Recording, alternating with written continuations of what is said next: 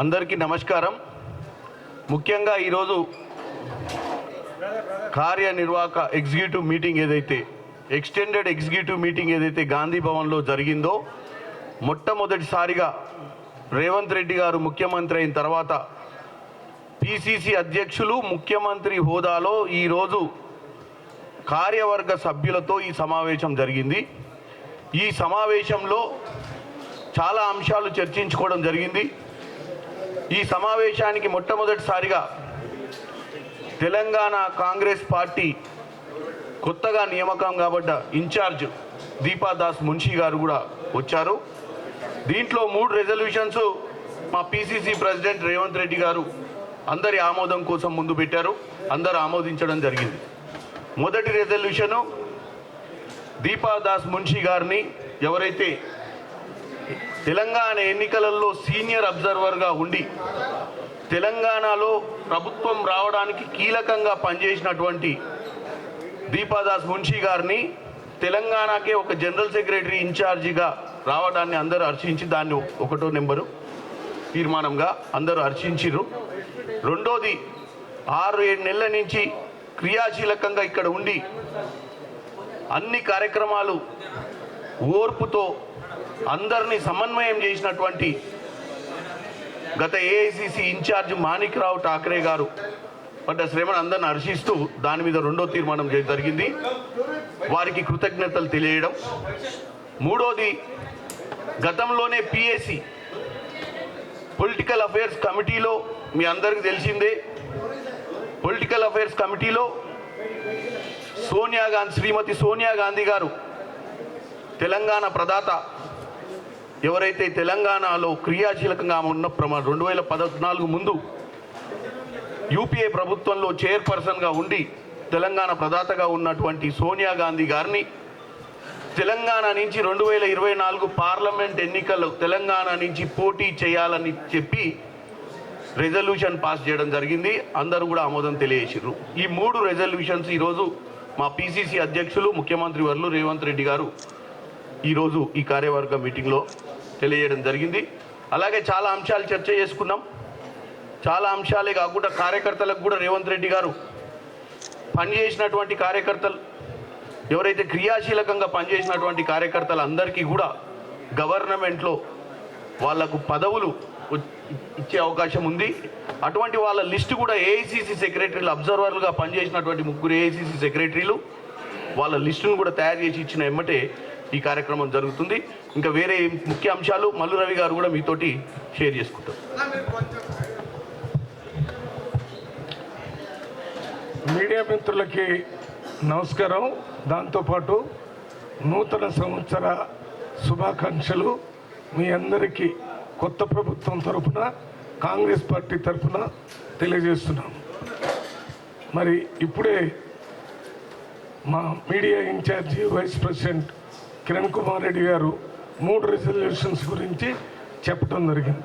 దాంతోపాటు మొన్న జరిగినటువంటి ఎన్నికల్లో కష్టపడి పనిచేసినటువంటి నాయకులందరినీ గుర్తించి త్వరలోనే వారందరికీ ప్రభుత్వం తరఫున వారి వారి స్థాయిని బట్టి వారికి ప్రభుత్వంలో చైర్మన్లు, డైరెక్టర్లు, ఇంకా అన్ని స్థాయిల్లో పదవులు ఇవ్వటానికి ఇప్పటికే ఒక ఎక్సర్సైజ్ జరిగింది, కానీ అది ఇంకా పూర్తి కాలేదు.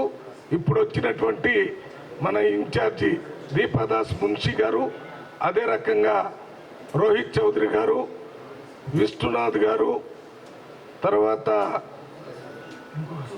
మన్సూర్ అలీ ఖాన్ గారు, ఈ 3 AICC secretaries, in-charge general secretaries అందరూ కూర్చొని అంత సమగ్రంగా అన్ని జిల్లాల్లో, అన్ని అసెంబ్లీల్లో, అన్ని పార్లమెంట్లో పనిచేసిన కార్యకర్తలందరినీ దృష్టిలో తీసుకొని ఒక సమగ్రమైన లిస్టును తయారు చేసి తర్వాత కాంగ్రెస్ పార్టీ హైకమాండ్ పర్మిషన్ తీసుకొని త్వరలోనే వారందరికీ పదవులు వారి పనిని బట్టి ఇవ్వటం జరుగుతుందని మరి రేవంత్ రెడ్డి గారు మీటింగ్లో స్పష్టంగా చెప్పటం జరిగింది. అంతేకాకుండా ఇంతకుముందు ఇక్కడ మీటింగ్ జరుగుతూనే ఉంటే వారు మాట్లాడక ముందే మరి రేవంత్ రెడ్డి గారు ఇప్పుడు పదవులు లేవన్నారని, గ్రామీణ ప్రాంతంలో కమిటీ లేదని టీవీలో ఇచ్చారని చెప్పే విషయాన్ని కూడా వారు దాన్ని ఖండించారు. ఆ రకంగా చెప్పలేదు. అది చీఫ్ గెస్ట్గా చివరిలో మాట్లాడారు. అందువల్ల వారు దాన్ని ఖండించారు. అంతేకాకుండా గ్రామ స్థాయిలో ఇందిరమ్మ కమిటీలు వేస్తానని చెప్పారు.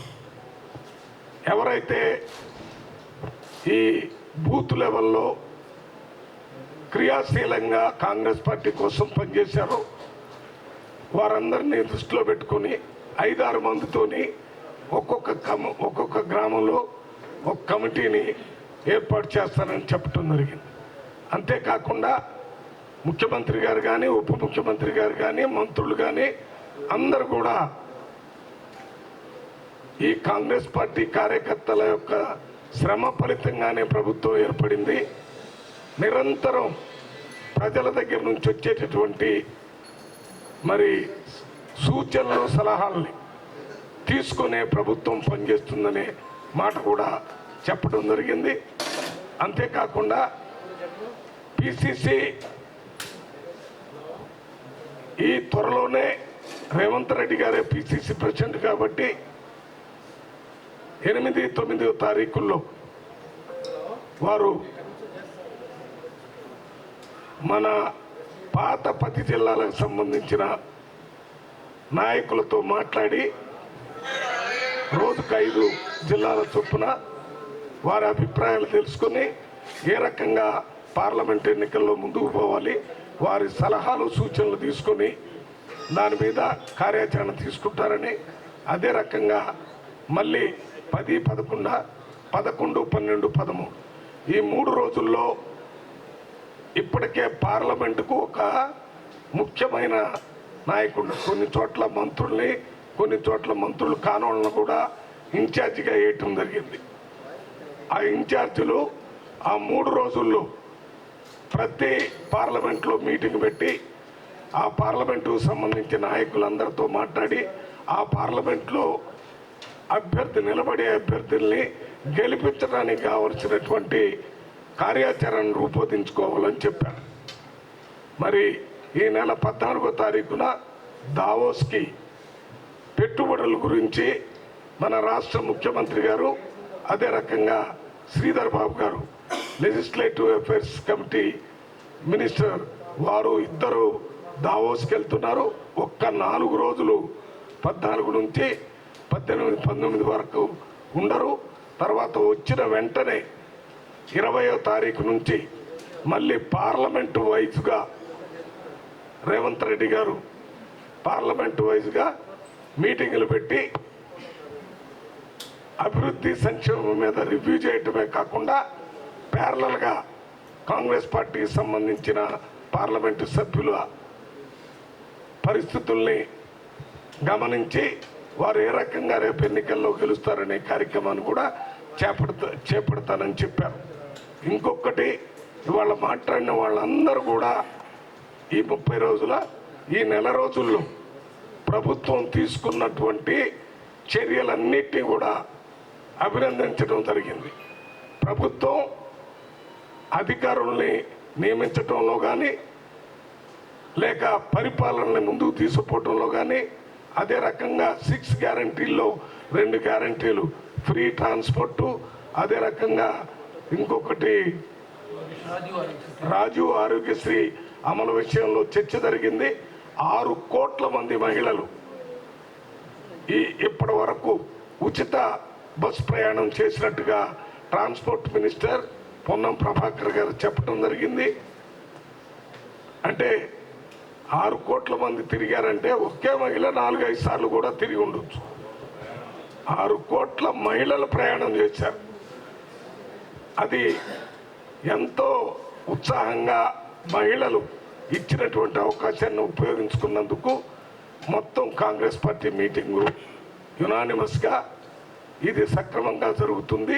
దీని మీద ఇదే రకంగా కొనసాగించేదానికి కాంగ్రెస్ పార్టీ తరఫున అందరూ సహకరించాలని మాట్లాడటం జరిగింది. అంతేకాకుండా ఇప్పుడు తీసుకున్న నిర్ణయాలు కానీ జరుగుతున్న పరిపాలనా విధానం 100% ప్రజా పరిపాలనలాగా ఉందని అందరూ మాట్లాడారు. ఇది ఈ మీటింగ్లో 100/100 మార్క్స్ ఈ నెల రోజుల్లో ఈ ప్రభుత్వానికి వచ్చినట్టుగా అందరూ కార్యకర్తలు, నాయకులు, మినిస్టర్లు, ముఖ్యమంత్రి గారు కూడా ఒప్పుకున్నారు. ఎక్కడ డీవియేషన్ లేదు. ఇది సంక్షిప్తంగా మరి ఈ మ్యారథాన్ మీటింగ్ ఎన్ని మీటింగ్ 3 గంటల నుంచి 4 గంటలు సుదీర్ఘంగా అన్ని విషయాలు కూడా మాట్లాడటం జరిగింది. ఇది ప్రజాప్రభుత్వం, ప్రజల యొక్క సలహాలు, సూచనలు నిరంతరం పార్టీ తరఫున తీసుకుంటారనే విషయాన్ని కూడా తెలియజేయటం జరిగింది. కార్యకర్తలు ఎవరైనా ఈ మీటింగులు జరిగేటటువంటి ఇబ్బందులు ఏమైనా ఉంటే వాటిని మళ్ళీ భవిష్యత్తులో జరిగేటటువంటి మీటింగుల్లో అటువంటి ఇబ్బందులు లేకుండా చూసుకుంటామని ముఖ్యమంత్రి గారు సభాముఖంగా స్పష్టం చేయటం జరిగింది. మీకు ఈరోజు ఒక చిన్న విషయం, ఒక్క నిమిషం ఆగనా. ఇక్కడ ముఖ్యంగా మన తెలంగాణ మీడియాకు గతంలో మీరు చూసినట్టయితే అసెంబ్లీ ఎన్నికలలో అబ్జర్వర్లు కొంతమంది రావడం జరిగింది. డాక్టర్ అజయ్ కుమార్ గారు, ఇంకొక డాలీ శర్మ గారు, రమణి గారు, వీళ్ళందరూ ఇప్పుడు కూడా ఈ పార్లమెంటు ఎన్నికలకు అబ్జర్వర్లను వేయడం జరిగింది. రాష్ట్రానికి ఒకరిని, మన రాష్ట్రానికి ఉత్తరాఖండ్ నుంచి సుజాత పాల్ గారు రానున్న రోజులలో ఈ 2-3 నెలలు ఇప్పుడు ఈ పార్లమెంట్ ఎన్నికలైన దాకా ఇక్కడ మీడియా వ్యవహారాలను అబ్జర్వేషన్స్కి, ఇక్కడ కోఆర్డినేషన్కి పనిచేయడానికి వస్తారు ముందుకు. కాబట్టి ఆమెను ఒక పరిచయ కార్యక్రమం చేస్తున్నాం మీకు.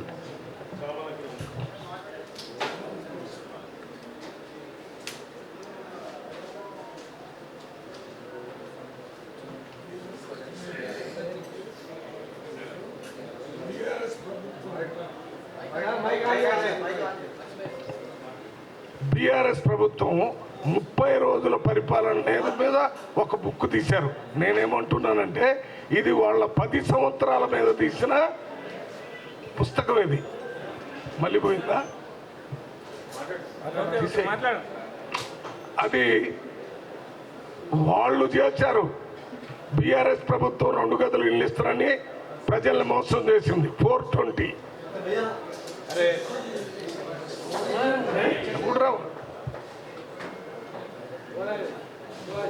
2 గదులు ఇల్లు ఇస్తారని ప్రజల్ని మోసం చేసి 2 సార్లు ప్రభుత్వంలోకి వచ్చి పరిపాలన అంతా గుప్పెట్లో పెట్టుకొని నడిపించినటువంటి ఆ ప్రభుత్వం 420 ప్రభుత్వం. అంతేకాకుండా దళితులకి 3 ఎకరాల భూమి ఇస్తానని చెప్పి మోసం చేసి దాన్ని అమలు చేయకుండా ఉన్నటువంటి 420 ప్రభుత్వం బీఆర్ఎస్ ప్రభుత్వం. గిరిజనులకి 12% రిజర్వేషన్ ఇస్తానని చెప్పి మోసం చేసి 2 సార్లు ఓట్లు తీసుకున్నటువంటి బీఆర్ఎస్ ప్రభుత్వం 420 ప్రభుత్వం. 12% రిజర్వేషన్ ముస్లిం మైనార్టీలకు ఇస్తానని చెప్పి 2 సార్లు మోసం చేసి ఓట్లు తీసుకున్నటువంటి ప్రభుత్వం బీఆర్ఎస్ ప్రభుత్వం. అంతేకాకుండా మీకు తెలుసు కేజీ టు పీజీ ఉచిత విద్య ఇస్తానని దాన్ని మర్చిపోయి ప్రజల దగ్గర ఓట్లు తీసుకున్నటువంటి ప్రభుత్వం 420 ప్రభుత్వం. అంతేకాకుండా ఒకేసారి 1,00,000 రుణమాఫీ చేస్తానని చెయ్యకుండా రైతుల్ని ఇబ్బంది పెట్టినటువంటి ప్రభుత్వం, మోసం చేసిన ప్రభుత్వం 420 ప్రభుత్వం బీఆర్ఎస్ ప్రభుత్వం.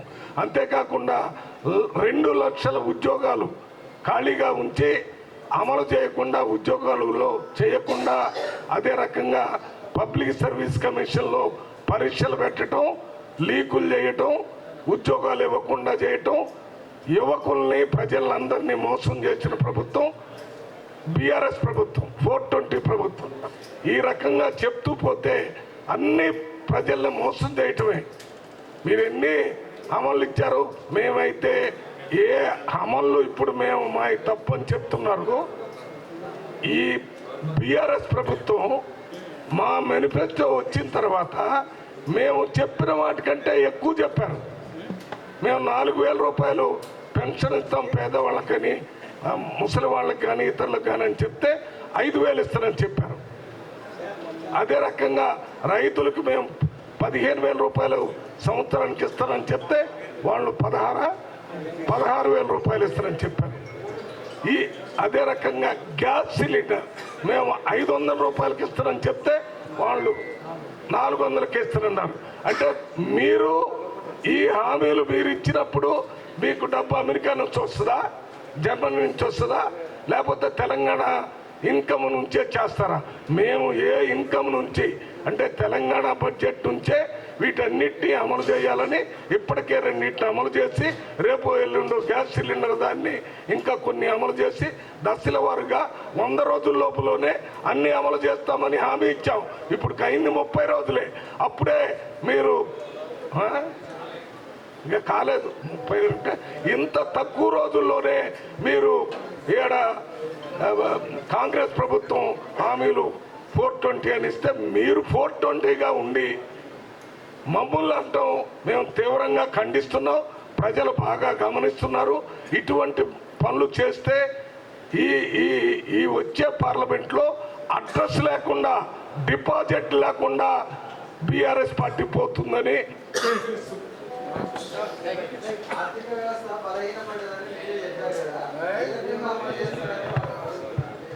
అంటే ఆర్థికంగా వాళ్ళ అప్పులు ఎక్కువ చేసి రాష్ట్ర ఆర్థిక వ్యవస్థని కుప్ప కూల్చిపోయారనేది వివరాలన్నీ మీ అందరికీ తెలుసు. అయినా కూడా ఉన్న ఆర్థిక పరిస్థితులను సమకూర్చుకొని మేము ఇట్లా అమలు చేస్తామని చెప్తున్నాం. మీరెక్కడి నుంచి చేద్దాం అనుకున్నారు? మీరు మాకంటే ఎక్కువ హామీలు ఇచ్చారు కదా. మీరు తక్కువ హామీలు ఇచ్చి మేము ఎక్కువ హామీలు ఇచ్చాం కాబట్టి ఆ 420 అంటే మేము ఒప్పుకుంటాం. మీరు 420 అని నిరూపించబడ్డారు. దానివల్లనే ప్రజలను మీరు రిజెక్ట్ చేశారు అన్నా. అంతేనా? ఇంకేమన్నా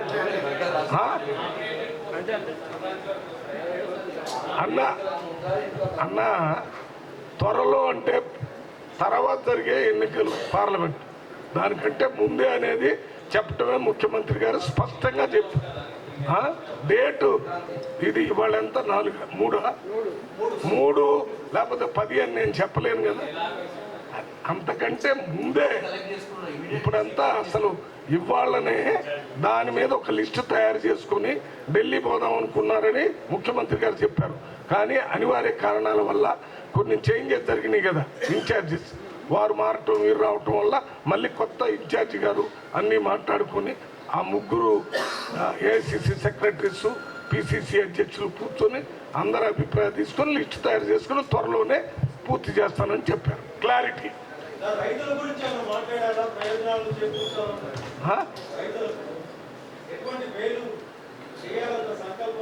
అన్ని చెప్పినవన్నీ చేస్తామని వాళ్ళ మీటింగ్లో మాట్లాడారు. అది ఒకటి గ్యారంటీ ఉందన్న, రైతులకు సంబంధించి ఒక గ్యారంటీ ఉంది. త్వరలోనే 100 రోజుల లోపులోనే రైతులు కూడా అమలు చేస్తాం. Okay okay.